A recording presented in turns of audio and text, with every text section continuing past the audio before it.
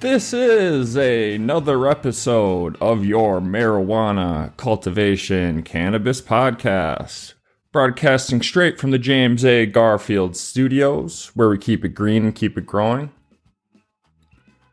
Today we're going to dive deep into the world of Autopots. Whether you're a seasoned grower or just starting out, I'm here to guide you through the highs and lows of growing your own top-shelf cannabis. Last episode, we wrapped up our high-level overview of the essential gear and nutrient lines to get your cannabis grow up and running. And we also touched on some common myths, like whether or not you really need to flush your plants before harvest. But today, we're shifting gears, and we're going to dive into something that's been gaining a lot of attention in the growing community, and that is Autopot systems. Now, if you're wondering what the heck an Autopot is, like I did when I first heard about them, don't worry, I got you covered.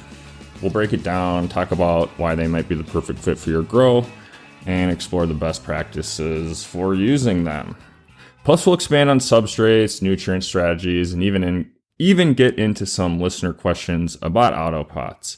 I posted it over on our Instagram, MCC Pod, a request for listener questions specifically about Autopot systems, and we got a few that we'll answer today. And of course, we'll finish things off with a deeper dive into the latest cannabis news from around the world. We already covered the situation in Thailand last episode, so we'll be bringing you some updates from Canada and the US. Plus a look at how the global cannabis market is shaping up.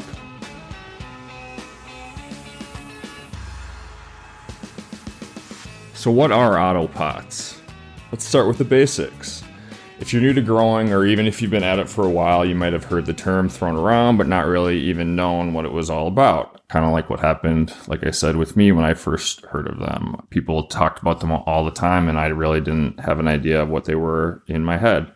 So they're a type of automated watering and feeding system that's designed to make your life as a grower a whole lot easier. The beauty of the Autopots is they're completely gravity fed, so you don't have to turn on any power, and you don't have to be spending any money on electricity or worry about those fire hazards. So no pumps, timers, and like I said, electricity. And then they use what's called an aqua valve at the base of each plant or pot to control the flow of water and nutrients from your reservoir to your plants. And even if I would have heard this description, I probably would still be a little bit confused about what these are. So don't worry about it. Once you have it in front of you, or if you look up pictures online, it's quite intuitive and kind of easy to put together once you have it. So how it works is the aqua valve sits at the bottom of a tray that your pot is placed in. And when the tray is dry, the valve opens and lets water flow in until it reaches a certain level. And then the valve closes and your plants can soak up the water and the nutrients that they need. And then this cycle repeats itself. So your plants will always have access to moisture and nutrients without the risk of overwatering. And you might be thinking, what I was thinking was, well, how am I going to get my drybacks? The aqua valve actually allows your plant to get a dryback. It's not a continuous replenishment of the water and nutrients. It actually waits until it's dropped to a certain level and then refills all at once. So you're still able to get that dryback. So I first got into Autopots after a vacation that went wrong. My plants dried out, and all I had were the AC Infinity self-watering bases that hold about a gallon of water. And come to find out that just a couple of days of being gone and flowering, of course, my plants sucked up all that water and they were dry. And when I got home, I couldn't really rescue them between that point and harvest. So it sucked, and I vowed to never have that happen again. So I got Autopots. I started with a basic setup of a 12-gallon reservoir with a couple of 3.9-gallon plastic pots to start, and it worked great. So I'm now able to go on a week of vacation without any issues. And then just in general, going forward, it's nice not having to water every single day. So if I'm feeling lazy or if I'm really busy with work, I don't have to worry about watering every single day or multiple times a day like I would if I was top watering in something like cocoa, let's say.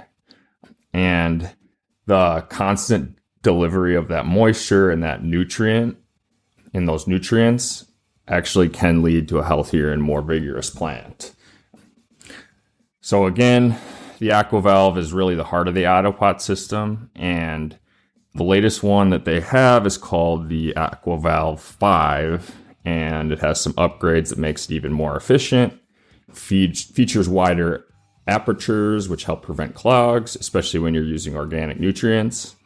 And so this is kind of a game changer for those who want to keep things organic, because for a long time, if you looked at the Reddit forums or people talking about Autopots, they would say stay away from organics because it would clog those up.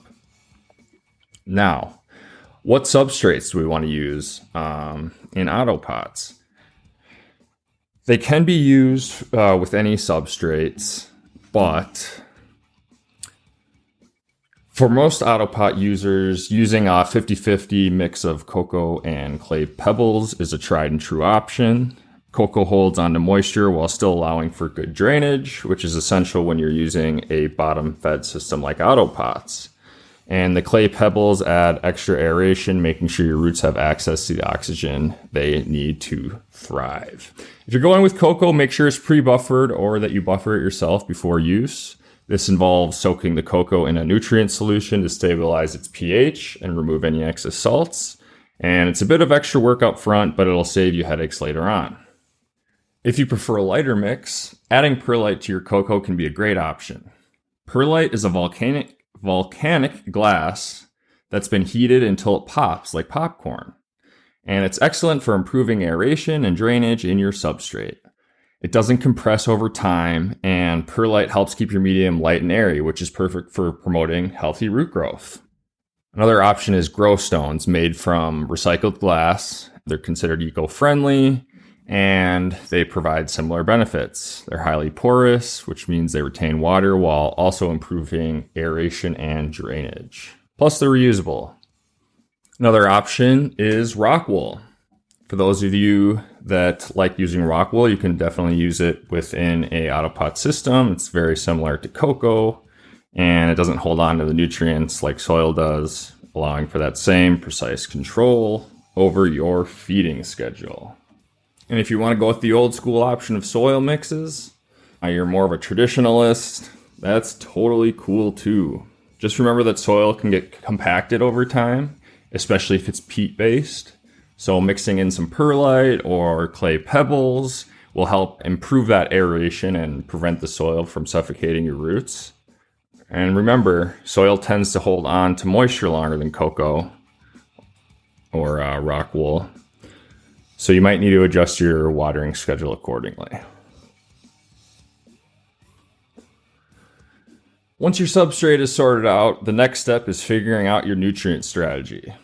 The great thing about Autopots is they're really versatile, and like I said earlier, we can now work with both organic and mineral nutrients. If you're using organic nutrients, you'll want to take a couple extra steps to keep your system running smoothly.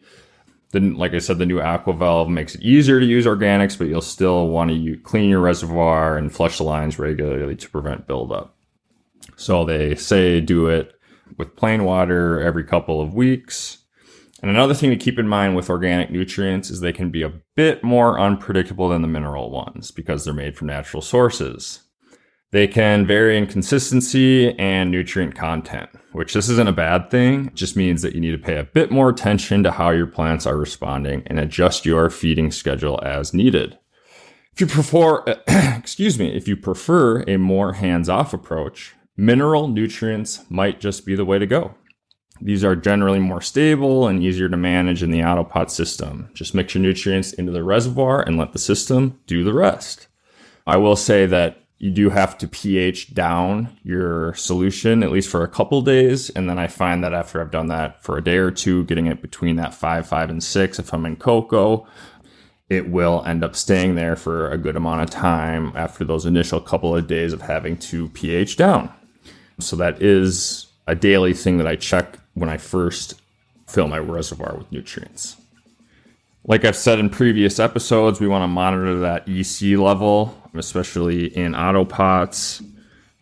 We're not going to have an easy time flushing using Autopot systems, and there really isn't a good way to flush if we do overfeed. So we do want to pay attention to that EC level to make sure we're not going to burn the plants. Another cool thing I wanted to touch on were these newer products from Autopot called air domes. So these are little domes that sit at the bottom of your pot, and they pump oxygen directly into the root zone. So more oxygen means faster root growth and better nutrient uptake, and that obviously translates into bigger, healthier plants. But make sure to not turn them on right away. We might kill our roots by doing that when they're not developed properly. Give your plants 2 to 3 weeks to establish their roots before you put the pump on. And make sure that you're using warm air, especially if you're in a colder climate, because cold air will just shock the roots and slow down growth, so it'll do the opposite of what we're trying to do. Warm air keeps everything running smoothly. Some other tips and tricks that I've learned from using Autopots over my time is do not be eager to turn on your system. I sometimes will get too eager beaver, turn on the system after just a couple of days after transplant, and I end up overwatering my plant just because I'm impatient. The directions say I think something like 7 to 10 or up to 2 weeks, depending on what system you have, in terms of how long we're going to go between transplanting into that final medium in our Autopot pots and turning that system on. So make sure to look at your specific system's instructions because it's going to all be a variation of that. All right, time to dive into some listener questions. I love this part of the show. All right, hey Steven, I'm new to Autopots and heard you mention buffering cocoa. Can you explain why this is necessary and how to do it? Yes. So buffering cocoa, it's crucial because unbuffered cocoa can hold on to calcium and magnesium, making them unavailable to your plants. So this will obviously lead to deficiencies for your plants. So we want to buffer the cocoa to make sure it has that in it so that the nutrients can make its way through the cocoa and into your plant's roots. How do we buffer our cocoa? So we're going to begin by washing it out, making sure that any loose dust and initial salts are ran out of the medium. Next, we're going to soak it in a calcium magnesium aka CalMag solution, which helps displace the sodium and potassium ions with calcium and magnesium, which are more beneficial for your cannabis plants. And the soaking should last at least 8 to 24 hours. And a common practice is to use a solution with around 150 to 200 parts per million of calcium nitrate or CalMag. Then we're going to rinse the cocoa again, and we're going to drain the excess solution, and we're going to push fresh water through it. And this will help to remove any of those displaced salts. And we're going to ensure that the medium is not saturated with calcium or magnesium. And then lastly, we're going to allow the cocoa core to drain, and we're going to keep it moist for the Autopot use, but we're not going to want it waterlogged because then again, you're going to have overwatering issues to start out. Been there. So those are my notes on buffering. Got another Autopot related question here. Hi, Steven. I'm struggling to keep my nutrient solution stable in the reservoir. The pH keeps rising. What can I do? We touched on this a little bit earlier, but if you're using organics, it's going to be a little harder to keep that pH stable. It's kind of the yin and the yang between organics and salt-based nutrients. But if you go with a more traditional salt-based nutrient, you're going to be able to keep that pH more stable. So if you're using organics, try a different nutrient line if you're willing to. If you're not, you're just going to have to deal with the pH issue. Things you can do, which you're probably already doing, but keep that clean. Wash it at least once a week if you're in organics, because that bacterial or algae or whatever the heck is growing in water that has organic material in it is what's going to cause that pH up for you. And also, if you're using an air stone, They're great for keeping the water oxygenated, but they can also raise the pH. So if you have a small water pump to agitate the solution that I think doesn't break the top of the water, this will keep your solution mixed without causing the pH to go up. And then again, I think we've touched on this before, but light will promote that algae growth, which is also going to cause your pH to go up. So make sure that your water and your reservoir and your lines are all black or some other thing that's going to block out the light. We don't want anything clear. All right, another question. This is a classic. What's the best way to flush my plants in an autopot system? Flushing in an autopot system is simple, but it's not as effective as when I'm top watering, I found. So if you're going to flush, let's say before harvest, that's an easy one. Just switch to plain water for like 2 weeks before your harvest, and that can be your flush, and that's fine. But if we're trying to flush to get rid of some sort of nutrient lockout, I have found that it's a harder deal. It's a harder deal to fix than when I'm top watering. Don't be tempted to top water flush if you've been using autopots, because those salts that are sitting on the top are going to come down and kill everything because you haven't been top watering the whole time. Those salts have been building up above the roots. And if you're going to throw water through there, it's going to really mess up your roots. All right. Moving on to cannabis news. Going to Canada. So the market in Canada has been open for recreational use for a while now. They're one of the first countries to fully legalize cannabis, actually. But as we've seen in other places where cannabis gets legalized, there's just too many people trying to get in the business, and it's just a race to the bottom when it comes to their prices. And so these companies are just, there's even reports of destroying unsold inventory just because they don't have the space for it. There's just too much inventory out there, which, we would think, how can that be a bad thing? But when there are too many dispensaries around, for example, all those dispensaries, like I say, are racing to the bottom when it comes to price. And that leads to, not great returns for these businesses that oftentimes are dealing with messed up tax rules because it's not federally legal in the case of the US, and other hurdles that come with this industry that aren't in any other industry. Now, I don't think we should be regulating any of this, and I think this is just going to come with the territory when you have a fun business that hasn't been allowed to be a thing for however long, and people like it and they want to be a part of it. And I think that, as we see countries and states legalize, I think this is just kind of going to be part of it, where too many stores pop up, race to the bottom, smaller guys drop out, or whoever drops out, and there's the winners left. I don't know. It's a new frontier. Speaking of new frontiers, Europe is also starting to heat up as the next big frontier for cannabis legalization. We've seen a lot of stuff out of Germany recently with its plans not plans, but they actually legalize recreational cannabis. And the thought is that will be the first domino as legalization. The push for legalization will then move across the continent. So we got countries like Spain and the Netherlands have already put in, more relaxed cannabis laws, but expect to see more countries with full legalization moving forward in Europe.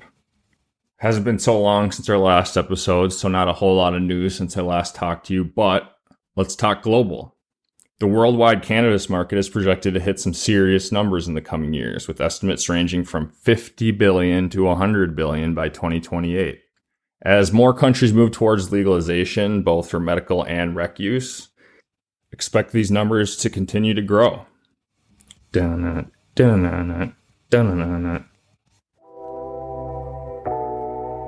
That'll do it for another episode of Marijuana Cultivation Cannabis Podcast. Let me know what I screwed up. Contact mccpod@gmail.com. Also send me your listener questions. Check me out on Instagram, and that's where I will also post more specifically themed questions like we did today with Autopot. So, keep plugged in, send me an email, talk to you later.